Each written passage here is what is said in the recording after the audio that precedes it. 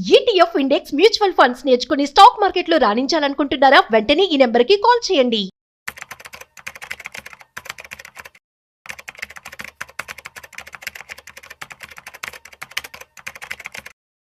మీరు ఏదైనా లోన్ తీసుకున్నారా? లోన్ తీసుకున్న వాళ్ళందరికీ ఒక శుభవార్త. Big breaking news. Repo rate ని ఆర్బీఐ గవర్నర్ సంజయ్ మల్హోత్రా 5.5 కి తగ్గించడం జరిగిందన్నమాట. Which is the STF rate shall stand adjusted to 5.25% and the marginal standing facility MSF rate and the bank rate shall stand adjusted to 5.75%. So మనం చూస్తున్నట్లయితే ఎవరైతే loans తీసుకున్నారో bank దగ్గర నుంచి, అదే విధంగా కార్ లోన్ కావచ్చు, బైక్ లోన్ కావచ్చు, హౌస్ లోన్ కావచ్చు, గోల్డ్ లోన్, మార్ట్గేజ్ లోన్, ప్రతి లోన్ మీద కూడా మీకు ఇంట్రెస్ట్ తగ్గనుంది. సో ఇది మీ అందరికీ ఒక శుభవార్త అని చెప్పుకోవచ్చు. అయితే ఇది ఒక బిగ్ బ్రేకింగ్ న్యూస్. సో అనుకున్న దానికంటే కూడా ఎక్స్పెక్టేషన్స్ కి మించి రెపో రేట్ తగ్గించడం జరిగింది. అసలు రెపో రేట్ అంటే ఏంటి? దీన్ని ఎలా క్యాలిక్యులేట్ చేస్తారు? అసలు రెపో రేట్ ఎవరెవరికి వర్తిస్తుంది? లేదంటే మీరు ఒకవేళ లోన్ తీసుకున్నట్లయితే, ప్రస్తుతానికి ఏదైనా లోన్ కి మీరు ఈఎంఐ కడుతున్నట్లయితే ఆ లోన్ లో తగ్గే ఛాన్స్ ఏమైనా ఉంటుందా? అసలు ఫ్లోటింగ్ ఈఎంఐ అంటే ఏంటి? ఫిక్స్డ్ ఈఎంఐ అంటే ఏంటి? ఈ విషయాలన్నీ కూడా నేను మీకు ఈ రోజు ఈ వీడియోలో చెప్పబోతున్నాను. వీడియోని మిస్ అవ్వకుండా ఎండ్ వరకు చూసేయండి. నమస్తే, welcome to business buzz with Rajeev Pasupuleti on Suman TV. So అసలు రెపో రేట్ అంటే ఏంటి? రెపో అంటే, సో మనం చూస్తున్నట్లయితే చాలా బ్యాంక్స్ ఉన్నాయి బయట మార్కెట్ లో.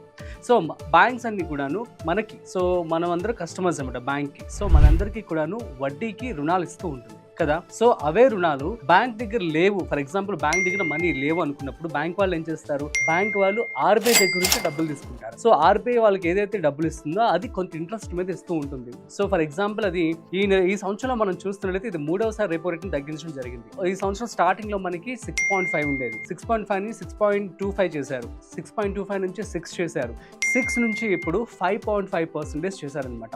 ఎంత తక్కువ రేటుకి వడ్డీ తగ్గిస్తే అంత రిలీఫ్ ఉంటుంది బ్యాంక్ వాళ్ళకి. ఎందుకంటే ఇప్పుడు మనం ఏదైనా ఒక వస్తువు మీరు కొనుక్కున్నా దాని మీద వడ్డీ తగ్గుతుందంటే హ్యాపీయే కదా. సో అదే విధంగా బ్యాంక్ వాళ్ళకి ఆర్బీఐ గవర్నర్ ఊరట కల్పించింది అనమాట. సో మరి బ్యాంక్ వాళ్ళకి ఆర్బీఐ ఊరట కల్పించిందంటే మరి బ్యాంక్ వాళ్ళు కూడా మనకు కూడా కల్పించాల్సిందే కదా. సో ఆబ్వియస్లీ ఇది మనకు కూడా వర్తిస్తూ ఉంటుంది. సో మన యొక్క ఈఎంఐస్ కూడా తగ్గుతాయి అనమాట. అదే విధంగా మీరు ఏదైనా హౌస్ లోన్ తీసుకున్నారు, ఫర్ ఎగ్జాంపుల్ నేను ఒక చిన్న క్యాలిక్యులేషన్ చేసి చెప్తాను. ఫర్ ఎగ్జాంపుల్ మీరు 50 లక్షల రూపాయలు లోన్ తీసుకున్నారు. సో 50 లక్షల లోన్ మీద మీరు ఈఎంఐ 9% కడుతూ ఉన్నారు. అయితే మీరు ఫ్లోటింగ్ అండ్ ఫిక్స్డ్ 2 రకాలు ఉంటాయి. నేను చెప్తాను క్లియర్ గా చూడండి. సో ఒకవేళ కనుక మీరు ఈఎంఐ తీసుకొని కడుతున్నట్లయితే, ఒకవేళ ఫ్లోటింగ్ కనుక మీరు సెలెక్ట్ చేసుకున్నట్లయితే, ఇప్పుడు రెపో రేట్ తగ్గింది కదా, ఆ రెపో రేట్ అనేది మీకు వర్తిస్తుంది అనమాట. సో ఫర్ ఎగ్జాంపుల్ మీరు ఇప్పుడు లోన్ తీసుకున్నారు. సో లోన్ వచ్చేసి 50 లక్షల రూపాయలు ఒక హౌస్ లోన్ అనుకున్నారు. సో దీనికి మీరు ఈఎంఐ కడుతూ ఉన్నారు 9%. సో మీరు కనుక ఫ్లోటింగ్ ఈఎంఐ కనుక చూస్ చేసుకున్నట్లయితే, ఎప్పుడైతే మీరు కొత్తగా లోన్ తీసుకుంటున్న టైంలో బ్యాంక్ వాళ్ళకి చెప్పి, సో రెపో రేట్ తగ్గట్లు, ఒకవేళ రెపో రేట్ ఇప్పుడు తగ్గింది కదా, మీ ఈఎంఐలో ఇంట్రెస్ట్ కూడా తగ్గుతుంది అనమాట.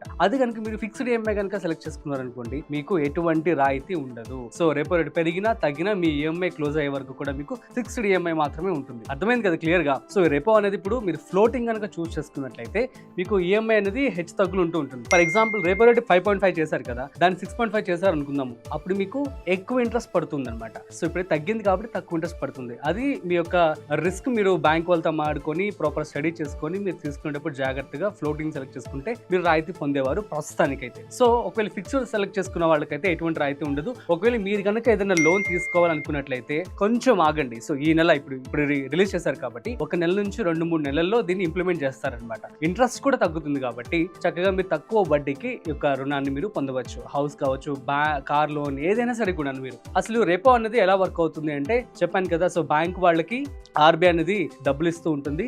వాటి మీద ఇంట్రెస్ట్ అనేది తగ్గించింది, మనకు కూడా అదే విధంగా తగ్గుతూ ఉంటుంది. సో అయితే మరి మీరు ఇప్పుడు ఒక ఇల్లు కొనాలనుకుంటున్నారు. ఫర్ ఎగ్జాంపుల్ ఇల్లుకి మీకు ఒక 50 లక్షల రూపాయలు, 60 లక్షల రూపాయలు డబ్బులు కావాలి. సో కావాలంటే మీరు ఏం చేస్తారు? బ్యాంకులు ఇప్పుడు మరి రెపో రేట్ తగ్గించిందంటే అన్ని బ్యాంక్స్ కూడా ఒకటే పర్సెంటేజ్ ఇవ్వరు కదా. ఫర్ ఎగ్జాంపుల్ ఇప్పుడు ఎస్బీఐ బ్యాంక్ ఉంది, ఇది ఒక 6% ఇంట్రెస్ట్ మాత్రమే ఇస్తుంది మీ యొక్క డబ్బుల మీద, ఫర్ ఎగ్జాంపుల్ అనుకుంటే. అండ్ ఇంకొక వేరే బ్యాంక్ ఏదో ఉంది, ఐసిఐసిఐ అనుకుంది, 6.5 ఇంట్రెస్ట్ ఇవ్వచ్చు. సో అలా బ్యాంక్స్ అన్ని కూడా మీరు కంపేర్ చేసుకొని మీరు ఇంట్రెస్ట్ మీద బ్యాంక్ వాళ్ళతో మాట్లాడి సెలెక్ట్ చేసుకోండి. సో దీనికి సంబంధించి స్టేబుల్ మనీ అని చెప్పి ఒక యాప్ ఉంటుంది. అందులోకి వెళ్తే మీకు ఆల్మోస్ట్ 200+ బ్యాంకులు ఉంటాయి. ఈ యాప్ లో ఏంటంటే క్లియర్ గా మీకు ఏ బ్యాంక్ అయితే ఎంత వడ్డీ రేటుకి ఇస్తుంది అని చెప్పి క్లియర్ గా అందులో ఉంటాయన్నమాట. సో ఇది చూస్ చేసుకోవాల్సి ఉంటుంది. ఇందులో అడ్వాంటేజెస్ ఏంటి అంటే, ఎవరైతే అప్పు తీసుకోవాలనుకుంటున్నారో బ్యాంక్ వాళ్ళకి ఆల్రెడీ తీసుకున్నారో వాళ్ళందరికీ రాయితీ ఉన్నట్లు చెప్పుకోవచ్చు. మరి ఇప్పుడు ఎవరైతే ఫిక్స్డ్ డిపాజిట్, చాలా మంది కూడాను డబ్బులు దాచుకుంటూ ఉంటారు బ్యాంక్స్ లో. సో మరి అలాంటి వాళ్ళ పరిస్థితి ఏంటి? సో ఇప్పుడు రెపో రేట్ తగ్గిందంటే వాళ్ళ యొక్క ఇంట్రెస్ట్ కూడా తగ్గుతుంది ఆబ్వియస్లీ. ఫర్ ఎగ్జాంపుల్ మీకు ₹1,00,000 ఫిక్స్డ్ డిపాజిట్ చేశారు. సో చేస్తే మీకు వడ్డీ ఆల్మోస్ట్ 5 నుంచి 6% ఆఫ్ బ్యాంక్ ఇస్తుందని చెప్పి అనుకుందాం. అనుకుందాం, మీరు రెపో రేట్ తగ్గింది కదా, మరి బ్యాంక్ వాళ్ళు మీకు ఎందుకు ఎక్కువ డబ్బులు ఇవ్వాలి? వాళ్ళు కూడా ఇంట్రెస్ట్ రేట్ తగ్గించి మీకు తక్కువ ఇంట్రెస్ట్ మాత్రమే మీ డబ్బుల మీద ఇవ్వడం జరుగుతుంది అనమాట. సో ఇది రెపో రేట్ యొక్క ఉద్దేశం. దీని కారణం ఏంటి అంటే అందరూ కూడా ముందు అడుగు వేస్తారు. ఫర్ ఎగ్జాంపుల్ హౌస్ కొనుక్కోవాలనుకున్న వాళ్ళు ముందుకు వచ్చి హౌస్ తీసుకుంటారు, ఆ తర్వాత ఇన్వెస్ట్మెంట్ చేసే వాళ్ళు కూడా ముందుకు వస్తారు, రియల్ ఎస్టేట్ అనేది బూమ్ అవుతూ ఉంటుంది. దీని ద్వారా అన్ని అడ్వాంటేజెస్ అయితే ఉన్నాయి, మన ఎకానమీ కూడా గ్రో అయ్యే ఛాన్స్ ఉంటుంది. ఎందుకంటే